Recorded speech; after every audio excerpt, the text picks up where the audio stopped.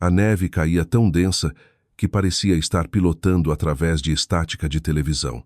Mas a forma minúscula e inconfundível no fosso congelante forçou a pesada Harley Davidson a uma parada guinchante e perigosa. Não era uma jaqueta descartada. Era uma criança, espancada, meio congelada e jogada fora como lixo na noite mais sagrada do ano. A sociedade vê o couro, as tatuagens, o patch da caveira alada dos anjos do inferno e pensa que sabe quem são os homens perigosos. Mas os monstros reais se escondem atrás de gramados bem cuidados e portas trancadas, achando que ninguém está observando. Eles estavam errados. Nesta véspera de Natal, os anjos do inferno estavam observando, e o inferno estava vindo com eles. O vento uivando pela Serra Gaúcha era brutal o suficiente para quebrar galhos de árvores, mas Raul, Ferro Raul Mendes, mal sentia. Aos 45 anos, com uma barba espessa salpicada de geada e um colete de couro ostentando o notório patch da caveira alada dos anjos do inferno, Raul era um homem forjado por climas rigorosos e realidades ainda mais duras. Era 24 de dezembro, 23h30. A maioria do estado do Rio Grande do Sul estava enfiada em camas quentes esperando pela manhã. Raul estava apenas tentando levar sua Harley Pinhead customizada de volta para o clube em Caxias do Sul depois de uma corrida obrigatória para Porto Alegre. As estradas eram uma folha traiçoeira de gelo preto coberta por uma camada fresca e cegante de pó. Os faróis de sua moto cortavam um cone estreito e desesperado de amarelo através da nevasca. Foi então que ele viu. Era apenas um flash de cor fora do acostamento da rodovia RS 122. Um ponto chocante de rosa pálido contra o branco interminável e agressivo do banco de neve. 99 em cada 100 pessoas teriam continuado dirigindo, assumindo que era um pedaço de detrito soprado. Mas os olhos de Raul eram treinados para notar as coisas que não pertenciam. Ele reduziu a marcha, o motor pesado roncando em protesto, enquanto os pneus perdiam tração antes de finalmente morderem o asfalto gelado. Ele encostou, chutando o suporte para baixo, suas pesadas botas de engenheiro esmagando a neve até os joelhos, enquanto caminhava em direção ao fosso. A forma rosa começou a se definir. Era uma fina blusa de pijama de algodão. A respiração de Raul ficou presa na garganta. Deitada na neve, encolhida em uma bola apertada e trêmula, estava uma menininha. Ela não podia ter mais de 6 ou 7 anos. Seus pés descalços estavam roxos de frio, e seu cabelo loiro emaranhado estava incrustado de gelo e sangue congelado. Meu Deus, murmurou Raul, caindo de joelhos. O tamanho dele, 1,93 e construído como um muro de tijolos, fazia a frágil silhueta minúscula na neve parecer ainda menor. Ele tirou as pesadas luvas de couro e estendeu a mão. Suas mãos calejadas, surpreendentemente gentis, tocaram a bochecha dela. Era como tocar um bloco de gelo. Enquanto ele a virava levemente de costas para verificar a respiração, o horror completo da situação se revelou sob o brilho do poste de luz distante. O rosto dela estava gravemente inchado. Um anel escuro e furioso de roxo e preto rodeava seu olho esquerdo, e o lábio inferior estava cortado. Hematomas defensivos no formato de dedos adultos estavam estampados violentamente na carne dos braços finos dela. Ela não tinha saído andando até ali. Tinha sido espancada, levada para o meio do nada em uma nevasca e jogada em um fosso para morrer. Ela soltou um fraco suspiro rascante. Estava viva, mas por pouco. Não havia tempo para chamar a polícia. Ali, uma ambulância levaria 45 minutos para chegar, e essa criança não tinha 45 minutos. Além disso, Raul tinha mandados ativos por uma antiga acusação de agressão agravada vinda do Paraná. Se os policiais rodoviários aparecessem, ele estaria algemado antes de poder explicar, e a menina estaria congelada sólida. Sem pensar duas vezes, Raul tirou seu pesado casaco de couro reforçado, com o colete do clube ainda preso, e enrolou a enorme peça ao redor da menininha. O forro de pele de carneiro a envolveu completamente. Ele a pegou no colo. Ela não pesava nada. Era como segurar um feixe de gravetos secos. Segura firme, passarinho, sussurrou Raul, sua voz um ronco grave. Eu te peguei. Você não vai morrer aqui. Ele a carregou até a Harley, prendendo-a entre o peito e o tanque de gasolina, fechando o zíper da grossa camisa de flanela sobre ela, o melhor que pôde para prender o calor do corpo. Ele ligou a Panhead. O motor gritou na noite nevada silenciosa. Raul ignorou os limites de velocidade, ignorou o gelo e empurrou a moto até o limite absoluto do desastre. Ele não estava indo para o hospital. Estava indo para o único santuário que sabia que não faria perguntas. O letreiro de neon da sucata do Toninho piscava fracamente através da tempestade na periferia de Caxias do Sul. Atrás do ferro velho ficava uma garagem de blocos de cimento fortemente fortificada.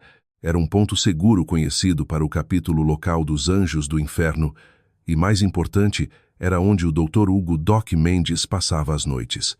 Doc Mendes tinha perdido sua licença médica uma década antes por prescrições off the books, mas era o melhor cirurgião de trauma do lado errado da lei. Raul chutou a porta de aço com força suficiente para amassar. Doc, abre a porra da porta, rugiu Raul sobre o vento. Trancas se soltaram com um estrondo pesado, e a pesada porta de metal se abriu revelando Doc Mendes, um homem magro e nervoso segurando uma espingarda. Ele baixou a arma instantaneamente ao ver o motoqueiro imponente, completamente coberto de neve, segurando um embrulho enrolado em couro. Raul, que diabos você está fazendo pilotando nisso? Limpa o banco, ordenou Raul, empurrando o homem mais velho para dentro do calor da garagem. Agora, Doc, anda. Doc se apressou, varrendo carburadores e chaves de um longo banco de metal. Raul deitou gentilmente o embrulho e puxou o pesado casaco de couro para trás. Doc engasgou, dando um passo para trás. Meu Deus, isso é uma criança? Raul, o que você fez? Eu não fiz isso, seu idiota, rosnou Raul, os olhos brilhando com uma fúria protetora perigosa. Eu encontrei ela fora da rodovia RS 122, jogada em um banco de neve. Ela está morrendo de frio e foi espancada até quase a morte. Conserta ela. Os instintos profissionais de Doc finalmente superaram o choque. Ele pegou um cobertor de lã pesado, um aquecedor e um kit médico. Durante a hora seguinte, a garagem manchada de graxa funcionou como uma sala de emergência. Doc elevou cuidadosamente a temperatura corporal dela, iniciou um soro de solução salina morna e limpou meticulosamente os ferimentos. Raul ficou no canto fumando cigarros, andando de um lado para o outro como um tigre enjaulado. Ele olhou para o sangue nas mãos, o sangue dela. Os anjos do inferno eram fora da lei. Eles contrabandeavam, lutavam, operavam inteiramente fora dos limites da sociedade educada. Mas havia uma regra de ferro não escrita no código motoqueiro. Você não toca em mulheres e nunca machuca uma criança. Fazer isso era sentença de morte. Ela está estabilizando, disse Doc finalmente limpando o suor da testa. A temperatura do corpo está subindo. Os hematomas, Raul, isso não foi uma vez só. Esses estão em estágios diferentes de cicatrização. Alguém vem machucando ela há muito tempo. Doc virou gentilmente a cabeça da menina para limpar um corte perto da orelha, e algo captou a luz fluorescente do teto. Espera, olha isso. Raul se aproximou. Emaranhado no cabelo emaranhado da menina, escondido debaixo da gola, havia um pesado e incrivelmente ornamentado medalhão de ouro em uma corrente grossa. Não pertencia a uma criança vestindo pijamas baratos de loja de desconto. Doc abriu o fecho. Dentro havia uma pequena foto desbotada de uma mulher com olhos verdes marcantes segurando um bebê. Gravadas no lado oposto do ouro estavam as letras AV, Amada. Isso é ouro maciço 24 quilates, sussurrou Doc, feito sob medida. Eu costumava ver peças assim quando trabalhava nas clínicas privadas em Porto Alegre. Raul, essa menina não vem de um trailer. Ela vem de muito dinheiro.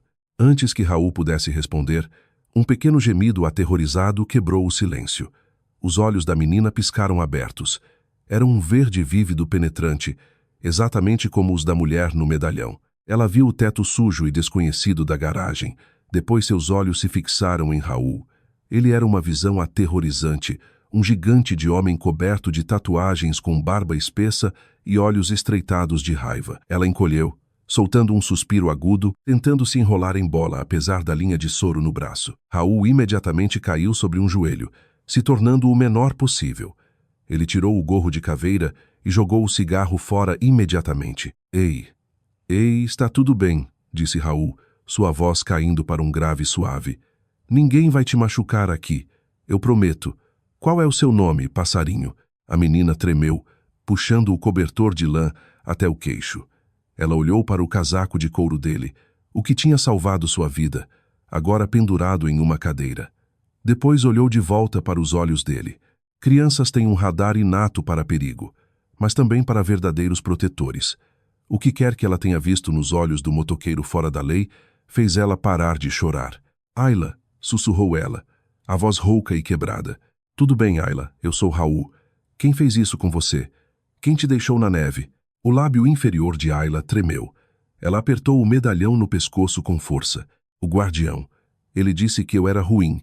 Ele disse que Natal é só para filhas de verdade, não roubadas. Raul e Doc trocaram um olhar gelado. Roubada? Raul se levantou lentamente. O instinto protetor que alimentou sua corrida desesperada tinha se transformado em algo completamente diferente. Tinha se tornado uma raiva fria e calculada. Doc, tranca a porta, disse Raul, pegando seu colete de couro e vestindo. O pet da caveira alada se acomodou em suas costas largas. Para onde você vai? Perguntou Doc nervoso. Tenho que fazer uma ligação. Vamos precisar de mais caras. Às 3 da manhã de Natal, a garagem da sucata do Toninho não estava mais silenciosa. O ronco de uma dúzia de pesados motores V-Twin sacudiu a neve do telhado enquanto membros pateados do capítulo de Caxias do Sul dos Anjos do Inferno chegavam. Eles entraram na garagem, batendo a neve das botas, uma assembleia aterrorizante de couro, jeans e músculos. No centro da sala estava Fernando Fantasma Oliveira, o presidente do capítulo. Fantasma era um veterano do Vietnã com uma longa cicatriz irregular descendo pelo lado esquerdo do rosto. Ele era implacável, altamente inteligente e comandava lealdade absoluta. Raul ficou ao lado do banco, informando Fantasma em tom baixo, enquanto Ayla dormia pesadamente sob o efeito dos analgésicos de Doc no pequeno escritório dos fundos. Ela chamou ele de guardião, explicou Raul, entregando o medalhão de ouro a Fantasma, e disse que foi roubada. Olha os ferimentos, Fernando. Isso não foi uma surra. O desgraçado tentou matar ela. Fantasma virou o pesado medalhão de ouro nas mãos marcadas. Seus olhos frios se estreitaram. Ninguém joga uma criança no nosso pedaço de estrada e vive para ver o ano novo. Não enquanto eu mando nesse capítulo. Fantasma se virou para a sala de motoqueiros, erguendo o medalhão. Escutem, temos uma convidada no quarto dos fundos, 6 anos. Alguém espancou ela e deixou para congelar na rodovia RS 122 perto do Marco 42. Acham que se safaram porque a polícia está ocupada tirando bêbados de valas. Um murmúrio baixo e perigoso percorreu os homens. Correntes pesadas tilintaram, juntas estalaram. A polícia opera pelo livro, continuou o Fantasma, sua voz ecoando nos blocos de cimento. Eles precisam de mandados, precisam de jurisdição. Nós não. Raul, o que você viu na cena? A neve estava pesada, enchendo rápido, respondeu Raul. Mas antes de tirar ela, vi marcas de pneus no acostamento. Pneus largos, sulcos profundos. Não era um sedã. Era um SUV de luxo pesado, tipo um Range Rover ou G-Wagon. E Raul enfiou a mão no bolso e tirou um pedaço de papel amassado e úmido. Encontrei isso congelado na lama bem onde a porta do passageiro teria aberto. Parecia ter caído do bolso de alguém quando arrastaram ela para fora. Fantasma pegou o papel. Era um recibo. A tinta estava borrada pela neve, mas algumas linhas eram legíveis no topo. Adega Finos do Vale. Data: 24 de dezembro de 2012. Hora: 21h15. Cliente: Tadeu A. Adega Finos do Vale, murmurou um motoqueiro chamado Alemão, um gigante com tatuagens de manga completa. Fica lá no bairro Nobre. Comunidades fechadas. Gente que paga juízes com quem a gente fica na frente. Albuquerque, disse Fantasma, o nome tendo gosto de veneno na boca. Ele olhou para Raul. Você conhece um Tadeu Albuquerque? O maxilar de Raul se contraiu. Sim, eu sei exatamente quem é. Tadeu Albuquerque é o CEO da Albuquerque Logística, imóveis, transporte, política local. É o cara que está pressionando para demolir os conjuntos habitacionais de baixa renda do sul da cidade para construir condomínios de luxo. Ele joga golfe com o chefe da polícia e dirige um G-Wagon Mercedes preto 2023, completou o alemão. Eu sei porque trabalhei na segurança de um dos canteiros de obra dele no ano passado, antes de ele demitir metade da equipe para economizar. As peças se encaixavam com velocidade aterrorizante. Um pilar intocável e rico da comunidade. Uma criança roubada. Uma tentativa brutal de descartar evidências em uma noite em que uma nevasca enterraria o corpo até a primavera. Ele acha que o dinheiro dele o torna invisível, disse Raul, deslizando uma pesada pistola Colt 1911 da cintura, verificando o carregador e encaixando de volta com um clique metálico afiado. Vamos mostrar que não. Espera, ferro Raul, disse Fantasma colocando a mão no peito de Raul. Não vamos simplesmente arrombar a porta de um bilionário na manhã de Natal. A polícia vai jogar a Guarda Nacional em cima da gente. Se fizermos isso, fazemos do jeito dos anjos. Vamos assombrar ele. Vamos desmontar ele peça por peça e descobrir de onde essa menina realmente veio. Fantasma se virou para o resto do clube. Alemão, você pega 3 caras. Vá para a mansão de Albuquerque no bairro Nobre. Não me importo com os portões. Coloque olhos na propriedade. Verifique a garagem para aquele G-Wagon e veja se os pneus batem. Não engaje, só observe. Raul, você e eu vamos fazer uma visita a um amigo nosso no Detran. Precisamos saber quem é a V e o que Tadeu Albuquerque está escondendo. Enquanto o clube se mobilizava, um suspiro agudo veio da porta do escritório dos fundos. Raul se virou. Ayla estava lá, enrolada no cobertor de lã oversized, os pés descalços no concreto frio. Ela olhou para a sala cheia de homens gigantes e intimidadores armados com correntes e armas. Mas em vez de correr, ela caminhou direto para Raul. Ela estendeu a mão e segurou 2 dos dedos grossos e tatuados dele com sua mãozinha machucada. Vocês vão pegar o guardião? Perguntou ela, a voz firme apesar do medo nos olhos.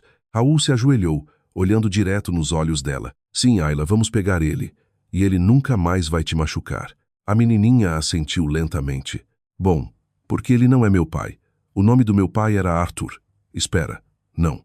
Ela franziu a testa, esfregando a cabeça. Meu pai de verdade era outra pessoa. O guardião trancou minha mãe de verdade em um hospital. A sala ficou mortalmente silenciosa. A reviravolta atingiu Raul como um golpe físico. Tadeu Albuquerque não tinha apenas roubado uma criança. Ele estava orquestrando algo massivo, algo sinistro, e escondia atrás das paredes de sua mansão espalhada. Raul se levantou, olhando para Fantasma.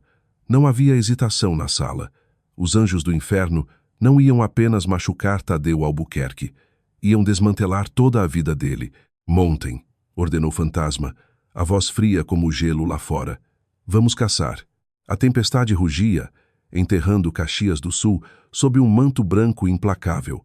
Mas o frio não era nada comparado ao gelo correndo nas veias dos homens reunidos na sucata do Toninho. Do outro lado da cidade, Alemão e sua equipe de reconhecimento de 3 homens, Ossos, um ex-atirador de elite da Marinha, e 2 enforçadores enormes conhecidos como Jax e Urso, tinham chegado ao perímetro da mansão de Tadeu Albuquerque no bairro Nobre. Era uma monstruosidade espalhada de 10.000 metros quadrados de vidro e aço, fortemente fortificada por portões de ferro, forjado de 3 metros e câmeras de vigilância. Alemão estava deitado plano no cume nevado, olhando a propriedade, espiando por binóculos térmicos. Fantasma. Tenho olhos no prêmio. Rosnou Alemão no rádio pesado criptografado. O portão principal está trancado, mas a equipe de segurança parece fraca. Provavelmente mandou a maioria para casa para o feriado. E Fantasma. A garagem separada está aberta. Tem um G-Wagon preto estacionado dentro. Pneus. A voz de Fantasma estalou de volta, afiada e autoritária. Urso está indo checar agora, respondeu Alemão. Lá embaixo, o Urso, se movendo com silêncio surpreendente para um homem de 136 quilos, pulou o muro de pedra do perímetro. Ele se esgueirou pelos jardins bem cuidados e cobertos de neve, contornando as câmeras com a facilidade praticada de um criminoso de carreira. Ele entrou na garagem aquecida. 2 minutos depois, sua voz veio pelo rádio. As marcas batem com as que Raul descreveu, sussurrou o Urso. Mas não é só isso. A porta do passageiro está aberta. Tem um tênis rosa de criança no assoalho e um cobertor de lã jogado no canto. O cobertor tem sangue fresco. Ele nem se deu ao trabalho de limpar ainda. O cara acha que é intocável. De volta ao ferro velho, Fantasma bateu o punho no banco, o estrondo metálico ecoando pela sala cavernosa. Ele está morto. O homem é um cadáver ambulante. Ainda não, interrompeu Raul. Sua voz um ronco baixo e perigoso. Ele tinha acabado de desligar um telefone descartável com um contato fundo no departamento de registros do condado. Um consertador engordurado e fumante chamado Jimmy Malone, que devia a vida ao clube. Precisamos do quadro completo antes de arrancar a cabeça dele. Raul se virou para a sala. Jimmy cumpriu. As iniciais AV no medalhão são de Alice Vieira. Os Vieira eram dinheiro antigo, transporte, madeira, imóveis. Alice era a única herdeira de um fundo fiduciário de 200 milhões de reais. 5 anos atrás, o conde Tadeu Albuquerque apareceu e casou com ela. Doc Mendes olhou para cima de lavar as mãos. Espera, eu lembro de ler sobre isso nas páginas da Sociedade.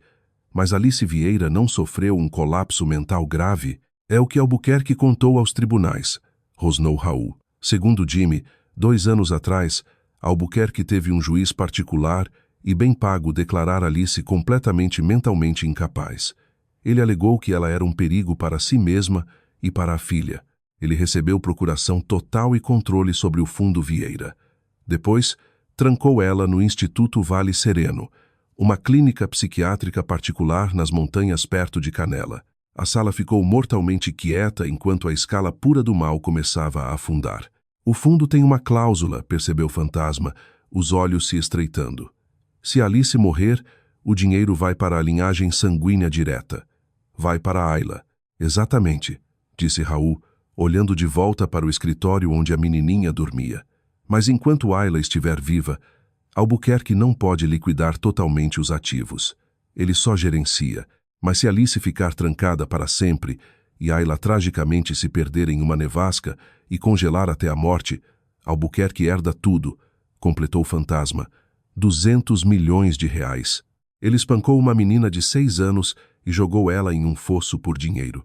A raiva coletiva do capítulo dos Anjos do Inferno era uma força física na sala. Homens apertavam correntes de aço pesadas. Outros verificavam as ações de suas armas de fogo. Isso não era mais apenas uma missão de resgate. Era uma guerra contra um homem que usou sua riqueza e influência para destruir uma família. Aqui está o plano, comandou o fantasma, entrando no centro da sala. O líder indiscutível do capítulo estava em modo general completo. Albuquerque tem o chefe da polícia local. Se chamarmos a polícia, ele atrasa, destrói as evidências e a gente é preso por invasão. Se matarmos ele, é acusação de assassinato e o Estado coloca Ayla no sistema de acolhimento. Não vamos só tirar a vida dele, vamos tirar o poder dele, vamos tirar a liberdade dele. Fantasma começou a designar alvos. Alemão, você e sua equipe mantenham posição na mansão. Ninguém sai. Se Albuquerque tentar fugir, mete uma bala no bloco do motor daquele G-Wagon. Com prazer. A voz de Alemão estalou no rádio. Jax, Urso, peguem 5 homens e vão para as montanhas. Ataquem o Instituto Vale Sereno. É prisão de rico, o que significa que os guardas são alugados. Arrombem as portas, encontrem Alice Vieira e tirem ela de lá. Tragam para o ponto seguro. E Albuquerque? Perguntou Raul, dando um passo à frente, as mãos enormes fechadas em punhos. A imagem do rosto machucado de Ayla estava permanentemente queimada em suas retinas. Fantasma olhou para Raul, vendo a fúria pura nos olhos do irmão. Albuquerque é nosso, você, eu e Ossos. Vamos entrar pela porta da frente e ter uma conversinha sobre o espírito de Natal. Às 4h30 da manhã, a nevasca tinha passado, deixando um congelamento mortalmente silencioso em seu rastro. Os pesados portões de ferro do Instituto Vale Sereno se erguiam imponentes contra os pinheiros escuros da montanha. O hospital psiquiátrico particular parecia mais uma fortaleza gótica construída para enterrar segredos sob o disfarce de tratamento médico. O silêncio foi quebrado pelo ronco ensurdecedor de 6 Harley Davidsons subindo a estrada da montanha. Jax e Urso não se incomodaram com o interfone. Urso, pilotando uma Electra Glide fortemente modificada, bateu a moto diretamente contra o aço reforçado do portão de pedestres, o ferro pesado cedendo com um grito metálico. Os motoqueiros inundaram o pátio. 2 guardas de segurança correram da entrada principal, acendendo lanternas e gritando ordens, as mãos pairando sobre os tasers no coldre. Parados, Isso é propriedade privada, gritou um guarda, a voz tremendo ao perceber que enfrentava meia dúzia de anjos do inferno fully patched.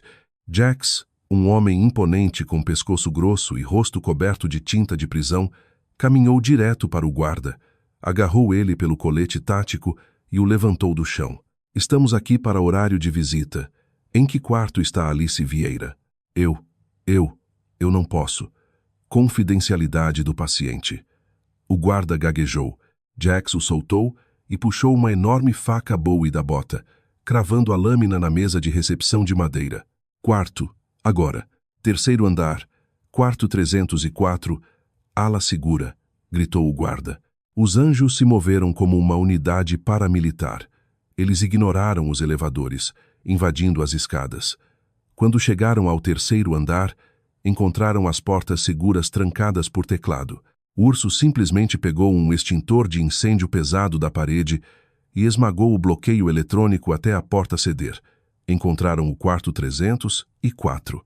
Dentro, sentada em uma cama e olhando fixamente para a parede, estava uma mulher frágil com olhos verdes marcantes. Ela parecia mais velha que na foto do medalhão, o rosto esvaziado por sedativos pesados e 2 anos de desespero. Alice? Perguntou Jax, sua voz rouca, caindo para um sussurro atípico. A mulher virou lentamente a cabeça. Ela olhou para os homens gigantes e aterrorizantes cobertos de couro e patches. Vocês são homens do Guardião? Vieram terminar? Jax entrou no quarto e tirou as luvas de couro. Não, senhora. Não estamos com Albuquerque.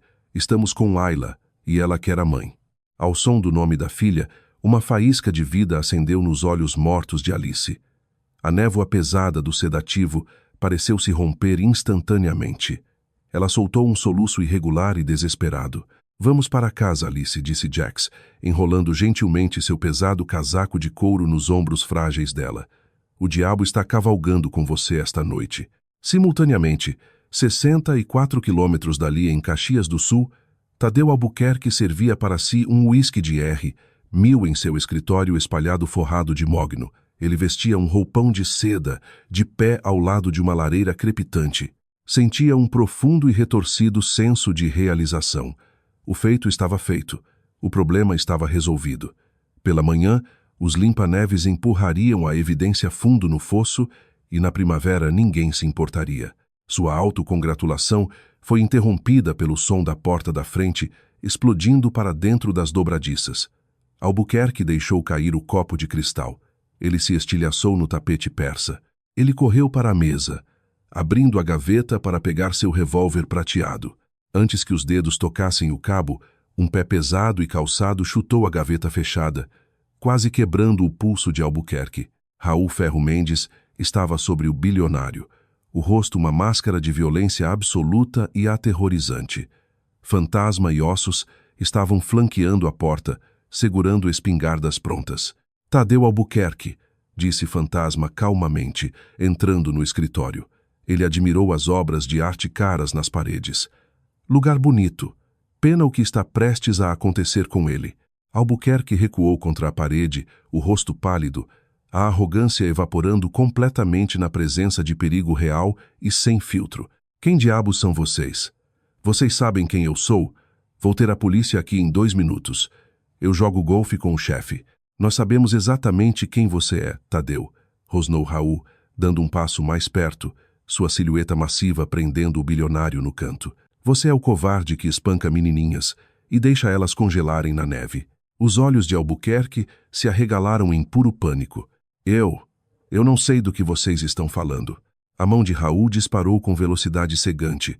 Ele agarrou Albuquerque pela gola do roupão de seda e levantou o homem do chão, batendo ele forte contra as estantes de mogno. Volumes pesados de couro choveram sobre eles. Ela tem olhos verdes. Tadeu, sussurrou Raul, o rosto a meros centímetros do de Albuquerque e um medalhão de ouro. Ela está segura e contou tudo. Sobre o guardião, sobre a mãe. Vocês não podem provar nada, engasgou Albuquerque, arranhando desesperadamente o antebraço tatuado e massivo de Raul. É a minha palavra contra um monte de lixo fora da lei. Fantasma riu, um som frio e sem humor. Ele caminhou até a mesa de Albuquerque, puxou um laptop grosso e criptografado e entregou a Ossos. Ossos aqui fazia trabalho de inteligência para o exército antes de o governo decidir que ele era violento demais. Ele já está espelhando seus discos rígidos, suas contas offshore, seus pagamentos ao juiz, os subornos à equipe médica do Vale Sereno. Tudo nosso agora. Raul jogou Albuquerque no chão. O bilionário caiu duro, ofegando por ar, apertando a garganta. Aqui está o que acontece agora, Tadeu, disse Fantasma, tirando um gravador digital do colete de couro. Você vai confessar tudo. A fraude, os subornos, o aprisionamento falso de Alice Vieira e a tentativa de assassinato de Ayla. Cada detalhe. Eu não vou dizer uma palavra, cuspiu Albuquerque, tentando recuperar alguma aparência de falsa bravura. Meus advogados vão destruir vocês. Raul não disse uma palavra. Ele simplesmente se abaixou, agarrou Albuquerque pelo tornozelo e arrastou o bilionário gritando para fora do escritório, pelo corredor grandioso e para fora da porta da frente estilhaçada. Raul o arrastou até a entrada coberta de neve congelante. Ele jogou Albuquerque em um banco de neve profundo, exatamente como o que tinha deixado Ayla. Albuquerque gritou quando a neve congelante encharcou instantaneamente seu roupão de seda, gelando até os ossos. Frio, né? Disse Raul, ajoelhando ao lado do homem trêmulo e aterrorizado. Imagine ter 6 anos, espancada, sangrando, se perguntando por que seu pai não te ama. Isso que você fez. Raul puxou sua Colt M1911 e pressionou o cano de aço frio diretamente na testa de Albuquerque. Você tem 2 escolhas, disse Raul, a voz completamente desprovida de misericórdia. Opção 1, eu te deixo aqui na neve, quebrado e sangrando, exatamente como você deixou ela, e fico olhando você congelar.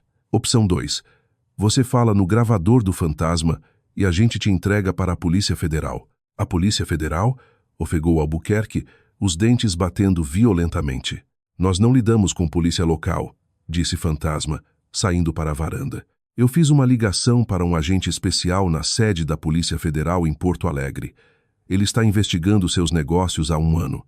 Ele está mandando uma equipe tática agora. Eles adorariam uma confissão gravada para garantir prisão perpétua em presídio federal. Albuquerque olhou para a arma contra a cabeça, depois para a neve congelante ao redor e finalmente para os olhos impiedosos do motoqueiro. Ele quebrou. O bilionário soluçou, um som patético e quebrado. Tá bom, eu falo. Eu fiz. Paguei o juiz. Levei ela para a rodovia. Por favor, só me deixa entrar. Fantasma apertou gravar. Começa do início, Tadeu. A manhã de Natal amanheceu clara e amargamente fria sobre Caxias do Sul.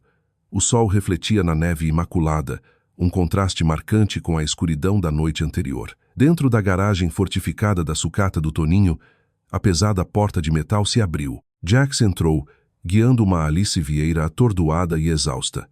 Doc Mendes tinha movido Ayla para uma pequena cama limpa no escritório aquecido. A menininha estava acordada, tomando caldo quente de uma caneca, vestindo uma camiseta Harley Davidson, oversized, e limpa que caía nela como um vestido. Alice parou na porta. Ela caiu de joelhos, o pesado casaco de motoqueiro caindo dos ombros. Ayla, sussurrou ela, a voz falhando. Os olhos de Ayla se arregalaram. Ela deixou a caneca cair. Mamãe. A menininha saiu da cama tropeçando, ignorando a dor dos hematomas, e se jogou nos braços da mãe.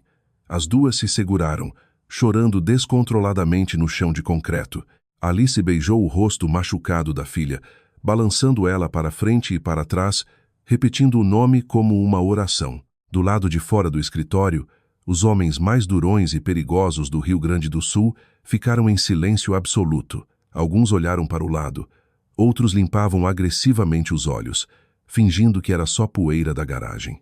Raul ficou ao lado do banco, braços cruzados sobre o peito massivo, observando o reencontro. Ele sentiu uma mão pesada no ombro. Era Fantasma. Você fez bem, Ferro Raul, disse o presidente baixinho. Você salvou as duas. Albuquerque? Perguntou Raul, sem tirar os olhos da mãe e da filha. O agente da PF está com ele sob custódia, respondeu Fantasma. A Polícia Federal invadiu o escritório, congelou os ativos e prendeu o juiz que assinou a ordem falsa de incapacidade. Com a confissão e os drives que Ossos pegou, Albuquerque vai apodrecer em presídio federal pelo resto da vida. E o fundo Vieira volta para Alice. Raul assentiu lentamente. A raiva que o alimentou durante a noite congelante finalmente se extinguiu, deixando um profundo senso de paz. Ele tinha quebrado a lei 1000 vezes na vida, mas naquela noite ele foi exatamente o que o mundo precisava que ele fosse. Mais tarde, naquela tarde, enquanto Doc Mendes arranjava para Alice e Ayla serem transportadas com segurança para um hospital privado seguro em Porto Alegre sob proteção da Polícia Federal, Ayla parou na pesada porta de aço da garagem. Ela se virou e caminhou de volta para Raul, que limpava a graxa da Panhead. Ela esticou a mão e puxou o colete de couro pesado dele. Raul se ajoelhou, ficando no nível dos olhos da menininha. "Obrigada, Raul", disse ela suavemente. Depois inclinou-se para a frente e beijou o motoqueiro fora da lei na bochecha áspera e barbada. Ela enfiou a mão no bolso e tirou uma pequena estrela de prata dobrada, um enfeite barato que devia ter encontrado no chão da garagem. Ela pressionou na mão enorme de Raul. "Feliz Natal." Raul olhou para o pedaço barato de lata na palma. Para ele, valia mais que todo o ouro nos cofres de Tadeu Albuquerque. Ele fechou o punho ao redor e deu a ela um raro sorriso genuíno. "Feliz Natal, passarinho. Voe segura agora." Enquanto o carro se afastava, levando a mãe e a filha para uma vida nova e segura, Raul caminhou de volta para sua moto. Ele fechou o zíper do casaco de couro, o patch da caveira alada orgulhosamente exibido nas costas. Ele ligou o motor pesado, o ronco ecoando pelo ferro velho. Os anjos do inferno saíram para a manhã de inverno nítida, desaparecendo pela rodovia, voltando para as sombras de onde vieram, fora da lei para o mundo, mas anjos da guarda para uma menininha na neve. O que começou como um resgate desesperado na neve congelante se tornou uma caçada subterrânea massiva. Os homens que a sociedade rotulava como perigosos fora da lei acabaram se tornando os protetores definitivos, arriscando sua liberdade e suas vidas para desmantelar o império de um abusador rico e reunir uma menina roubada com sua verdadeira família. Isso prova que heróis de verdade nem sempre usam capas ou distintivos. Às vezes, eles pilotam em 2 rodas, vestem couro e vivem por um código que exige justiça para os inocentes. Se essa história incrível, de justiça vigilante, coração partido e redenção final te manteve na ponta da cadeira, por favor dê like e compartilhe este vídeo com seus amigos. Seu apoio ajuda a gente a contar mais histórias de heróis desconhecidos. Não esqueça de se inscrever e ativar o sininho de notificações para não perder outro drama eletrizante como esse. Deixe um comentário abaixo. Você esperava que os anjos derrubassem o império de bilionário? Conte qual foi sua parte favorita da história.